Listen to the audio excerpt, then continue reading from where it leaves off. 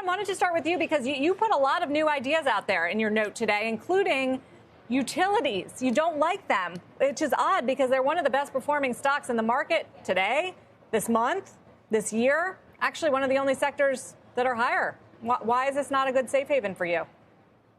Well, the note was today, right? So we were observing that it's been the second best performing sector year to date and has been acting well even when rates rise, which is a little counterintuitive.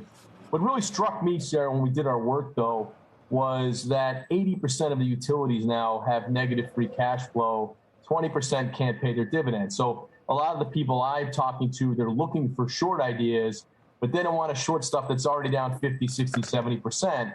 This is an area of the market that a lot of people don't pay attention to. So I was just trying to throw some, interesting short ideas out there where there is a lot of company-specific risk and they're not crowded. And so it was really of that ilk. But more broadly, I'd say I'm getting more constructive on buy ideas as things sell off because I see earnings growing this year and I see prices down a lot. So today's note was really just trying to find some differentiated short ideas. But more broadly, I'd say I'm getting more constructive, Sarah.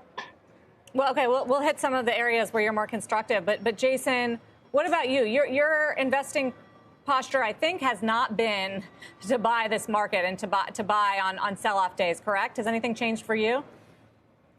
No, not this year, Sarah. I think we've been much more constructive in the past. We've been much more cautious this year. I do think the sell-off in energy is interesting. We've been relatively long-time bulls on energy for the past, 16 months. Certainly, only one day doesn't make a trend, but if you saw the markets go down in energy, so the energy stocks go down a little bit more, I think they would be very, very interesting because I think there are some structural reasons why those stocks will make a lot of sense. We think they make a lot of sense at anything over $50 a barrel. I would say that the impediments of drilling more make it difficult to see prices coming down a whole lot, in our opinion. So I think you have to be much more selective these days than you have in the past. And the questions about inflation and interest rates, I think, are going to continue to put pressure on tech stocks for a while. Adam, do you like that? Buy energy. We've got a down day today. It's still a sector that's up 38% this year. Is it too late to get in here? I don't want to insult Jason, but he and I are of the same ilk. We've both been around the block. We're roughly the same age, so maybe we're thinking alike. We've been around the block. It's been my top sector choice for since we launched our business a year ago. For me, it's the triple crown, right? It's got upward revisions, positive momentum, and cheap valuation versus history. And I think demand growth will exceed supply growth for a long time. So sure, I'm going to get risk-off days, and sure, we could get some things on sale. But things have structurally changed there, and I want to be buying these dips in net long energy for quite some time. So he and I agree there for sure.